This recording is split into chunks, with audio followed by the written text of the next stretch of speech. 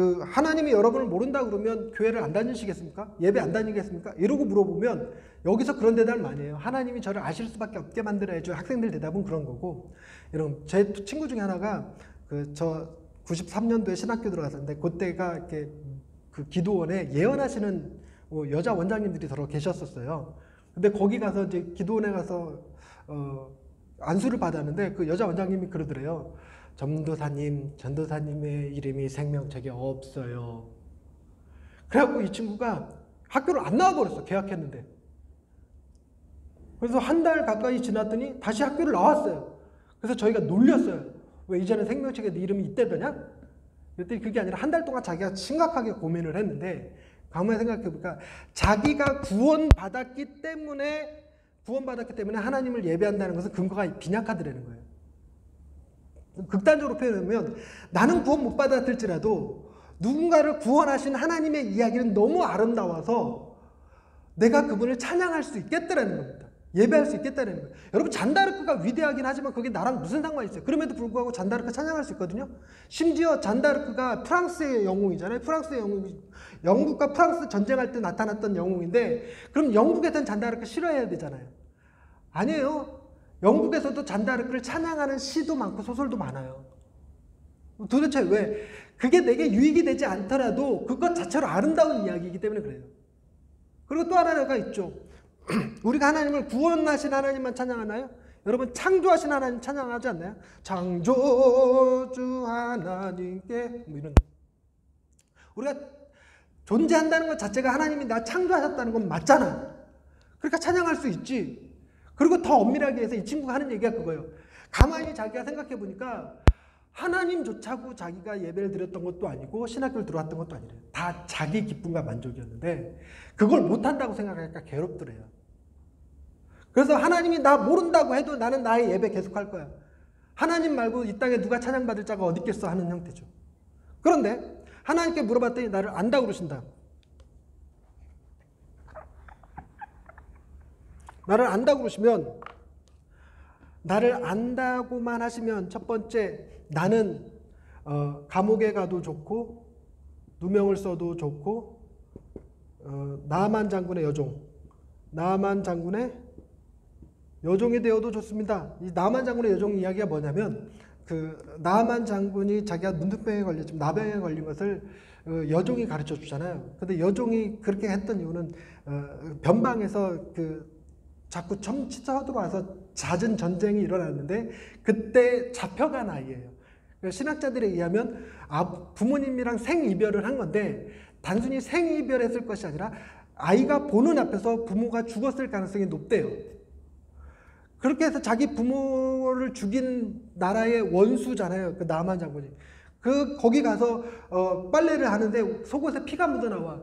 그럼 우리들의 반응은 어떻게 갈까요? 할렐루야, 하나님이 나의 원수를 갚아주셨구나, 이렇게 갈 거란 말이죠. 그러는데 그 아이는 그렇게 가지 않고 어떻게 가냐면 엘리야 앞에 가시면 나만 장군 우리 주인 병이 나을 수 있는데 이렇게 가요. 그래서 그에게 엘리야를 소개하죠. 엘리야입니까? 엘리사입니까? 엘리사에게 소개를 하죠. 하나님이 나아만을 구원하기 위해서 그래갖고 예수님이 나아만을 실제로 예로 쓰시잖아요. 이스라엘에는 나병 자가 없어서 나아만 뿐이었겠느냐 이렇게 사용하기도 하시는데, 그렇게 나아만을 구원하시기 위해서 누군가를 나아만에게 보내야 되는데 누가 갈 것이냐? 우리 청년들은 이런 찬양을 한다고요. 주님 제가 저기 있사오니 죄를 보내소서, 이렇게. 근데 하나님이 나를 아신다고만 하면 내가 우리 부모님이랑 생리별하고 외국에 나가서 원수에게 복음 전하다 죽는다 할지라도 하나님이 나를 아시기만 하면 나 좋습니다, 이렇게 하겠습니다. 할 수 있겠죠. 실제로 이렇게 하는 게 제자들이죠. 근데 제가 물어보면 여기에 손드는 사람 별로 없어요. 하나님이 나를 아신다고만 하면 감옥 갈 자신이 없어요. 두 번째, 하나님이 나를 아신다고만 하면 나는 가난해도 좋고 병들어도 좋고 무명해도 좋아. 하나님이 나를 아신다고만 하면 다른 어떤 은혜 구하지 않으리. 할 수 있겠냐는 거예요. 정말 하나님이 나를 아신다고만 하면 나는 성공을 구하지 않고 내 만족을 구하지 않고 나의 유익을 구하지 않고 오로지 그것만으로 만족할 수 있겠는가? 그럼 여기에서 손드는 친구들이 덜어 있어요. 여기서. 근데 과연 우리가 하나님이 나를 아신다는 것 그것만으로도 만족할까? 이게 좀처럼 안 되죠. 플러스 뭐 재정도 좀 있어야 되고 플러스 연인도 좀 있어야 되고 이렇게 되는 거죠. 근데 세 번째로 가면 여기는 손을 대부분 다 들어요. 하나님이 나를 아신다고만 하면 내 평생 예배자가 되겠습니다. 내가 걸어가면 걸어가는 그 길이 길이 되고 사람이 되는 그곳에서 나는 예배하리. 그래서 내가 무릎 꿇는 곳에서 엘레이손 외치면 하나님이 나의 예배를 받으시는 바로 그런 예배자가 되겠습니다라고 해서 물어보면 예배자가 되실 분 하고 손 들으면 다 들어요. 다 일어나요. 근데 문제는 이겁니다. 내가 예배자가 되면 하나님이 나를 아신다는 것만으로 내가 예배가 좀 나의 예배가 하나님이 받으실 만한 예배가 됩니까? 우리 예배가 말라기서에 나오는 거짓된 예배와 뭐 다릅니까? 우리가 온전한 11조를 합니까? 우리가 향유 옥합을 깹니까? 설교가 기네, 찬양이 3절까지 있네, 4절까지 있네 이래가면서 딴소리 하지 않을까요?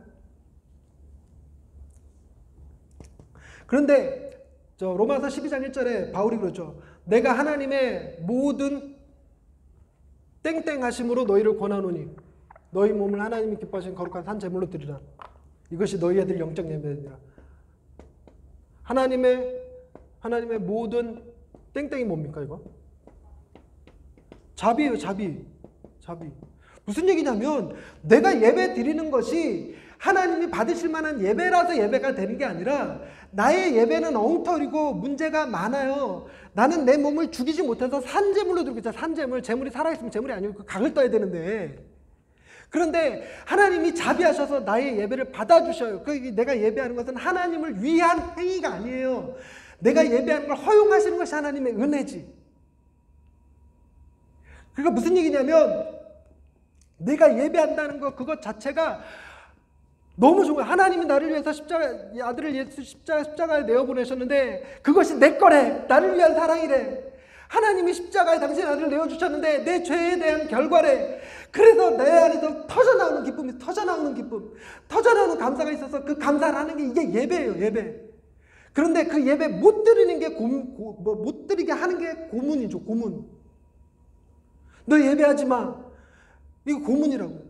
그래서 내게 예배가 허락되는 것만큼 그렇게 기쁘고 감사한 게 없는 거예요.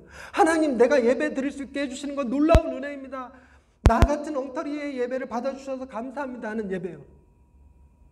그래서 예배는 내가 드리는 게 아니라 하나님이 당신의 모든 자비하심을 동원해서 받아주시는 거죠.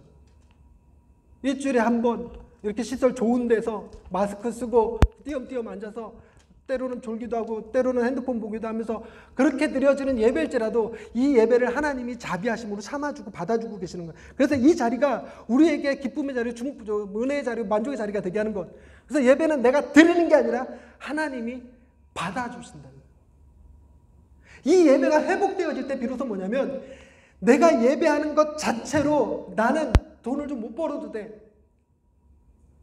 내가 군대에서 그런 걸 경험하죠. 예배만 드릴 수 있게 해주면 밤새도록 대가리 받고 있을게요. 내가 내일 예배만 드릴 수 있게 해주시면 내가 화장실 청소, 우리 건물에 있는 화장실 청소 제가 다 청소할게요. 그 사람에게 최고의 기쁨은 뭐예요? 예배예요. 예배. 그래서 예배 하나 드릴 수 있으면 나는 좀 무명이라도 상관이 없고 예배 드릴 수만 있게 해주시면 나는 가난해도 상관없고 옛날에는 다리 저는 자 못 들어갔어요. 성전에. 그래서 성전 미문에 앉아있던 자에게 내가 내게 줄 것은 없지만 나사렛 예수 이름으로 아니 맞나요? 은과 금은 내게 없지만 내게 있는 것을 내게 주노니 곧 나사렛 이름으로 일어나 걸으라 그랬더니 이스라엘 뻗떡 일어나고 첫 번째 하는 행동이 뭐예요? 성전으로 뛰어들어가는 거예요. 성전으로 뛰어서 기뻐 뛰며 거기서 찬양을 했어요. 그 사람 마음에 간절한 소원이 있었는데 그게 뭐냐면 자기도 예배자가 되고 싶었는데 예배 못 드리게 하는 거 다리 전다는 이유로 장애를 가지고 있다는 이유로 내가 이방인이라는 이유로, 내가 죄인이라는 이유로 예배를 못 드렸는데 하나님이 그 모든 걸 다 해결해 주신 게 십자가였거든요. 나는 다리를 절어도 돼. 예전에는 아기 낳으면, 아들을 낳으면 7일간 부정하고 딸을 낳으면 14일간 부정했는데 그 기간에는 예배에 참석할 수가 없었어요. 그걸 두고 남녀 차별이라고 그러는데 내가 보기엔 역차별이야. 여러분 14일 동안 쉬는 게 더 좋은 거 아니에요? 7일 동안 쉬는 것보다? 아들 낳았다는 이유로 7일밖에 못 쉬어.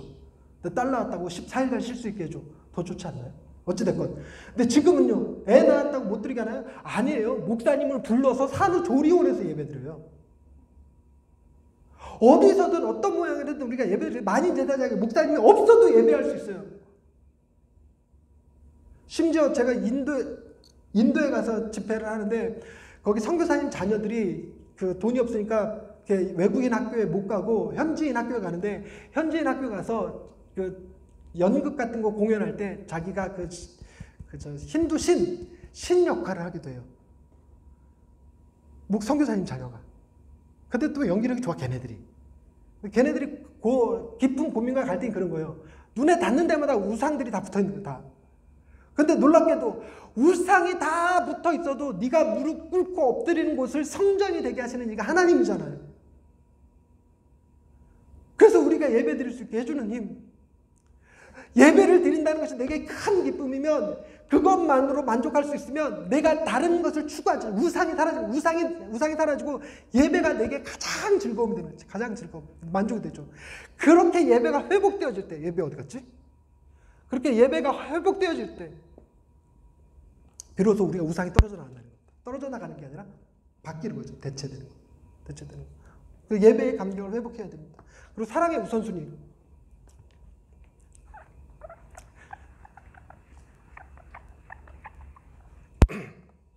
사랑의 우선순위. 그 하나님을 최고로 사랑해야 된다는 얘기예요. 하나님을 최고로 사랑하면 일도 제자리를 찾아가고 가족도 제자리를 찾아가고 한다는 거죠. 제가 여러분들을 사랑하는데 여러분들을 사랑하는 이유가 강의를 잘 들어주셔서 사랑한다 이게 아니라 여러분이기 때문에 사랑한다는 거, 이렇게 될 수 있는 거예요. 여러분한테 무슨 유익을 추구하지 않으면 이렇게 되는 거. 그래서 하나님을 최우선으로 사랑하면 그 안에서 만족하면 다른 것들이 사랑의 자리를 찾아간다는 것. 이 개념이 사랑의 우선순위 개념이고요. 마지막 밑에서 무슨 자아상에 관한 정체성. 자아상, 정체성.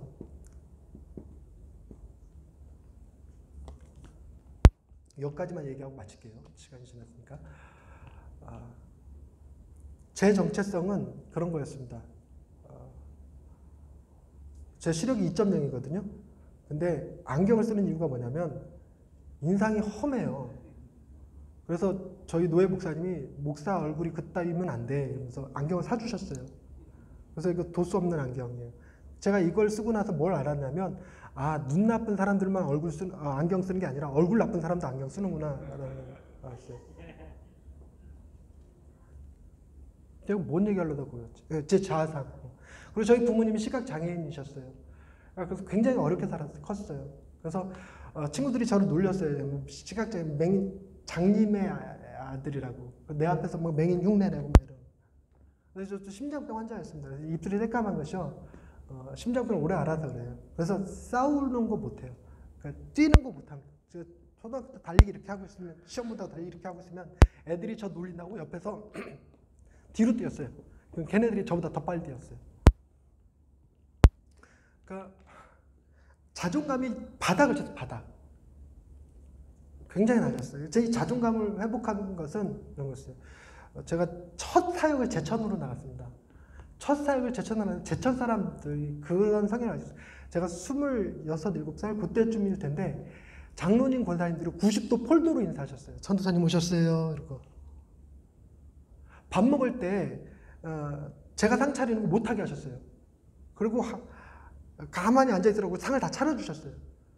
그리고 음식을 세팅할 때도 장로님, 권사님, 집사님 이렇게 앉아 계시는데 저한테 먼저 놔주셨어요. 막 어쩔 줄 모르겠네요. 안 그래도 자존감이 굉장히 낮은데. 예전에 제가 껌파리 생활도 한 적이 있어갖고 자존감이 저 바닥을 칩니다. 저는 제게 어울리는 표현이면 만물의 찢기같이 여김을 당하였던 난 바울의 고백이 제게 와닿는 고백이었어요. 저는 그런 존재라고 생각을 했어요.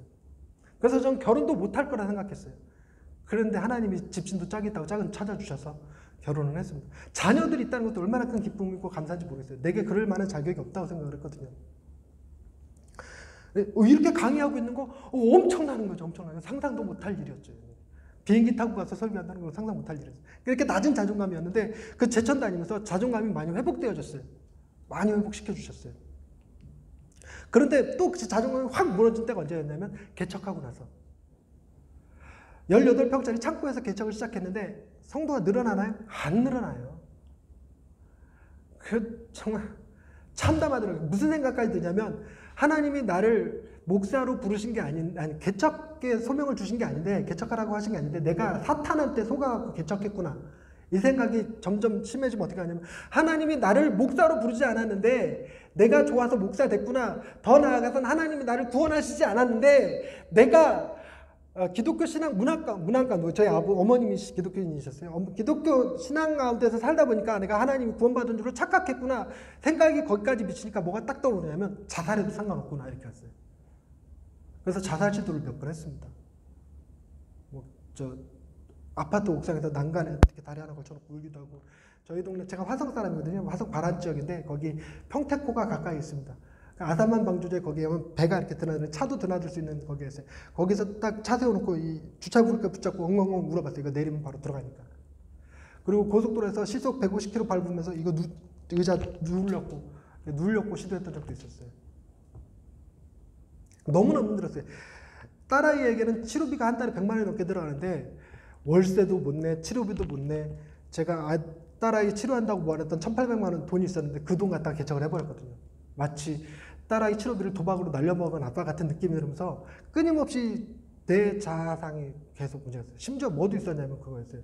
가게에 흐르는 저주를 끊으라. 여러분 그거 우리 금서 목록입니다. 통합집 총회 들어가 보시면 가게에 흐르는 저주를 끊으라. 그거 금서예요. 근데 금서라는 것을 알기 전에 그 책 읽으면 뭐가 나오냐면 내가 해결하지 못한 죄로 인해서 내 자녀가 고통당하는 거예요. 우리 부모님이 시각장애인이 되고 내가 심장병 환자고 내 딸아이가 척추장애를 가지고 태어났는데 마치 내가 해결하지 못한 죄 때문에 내 딸아이가 고통당하고 있구나 이 생각 드니까 더 죽고 싶은 거예요. 내 자존감이 그랬습니다. 자아상이 그렇게 무너졌어요. 근데 이 자아상을 뭘로 찾으려고 그러냐면 교회가 부흥하면 자아상이 회복될 것 같은 거예요. 아니었구나. 하나님이 나 사랑하시는구나 이렇게. 내가 책을 쓰게 되면 책이 잘 팔리면 뭐 강의하게 다니면 사람들이 나를 알아주면 내 이름이 좀 나면 뭐 유튜브 끊임없이 열심히 참 성실하게 올리고 있는데 조회수 맨날 빵이에요. 유튜브로 수익이 좀 나면 뭐 그러면 좀 내가 자존감이 높아질까? 이런 식으로 뭔가 하나님 아닌 다른 것에서 찾으려는 자아 정체성이 있었는데요.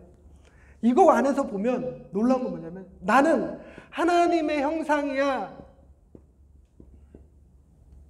나는 예수 그리스도 그분의 피값으로 구원받은 존재야.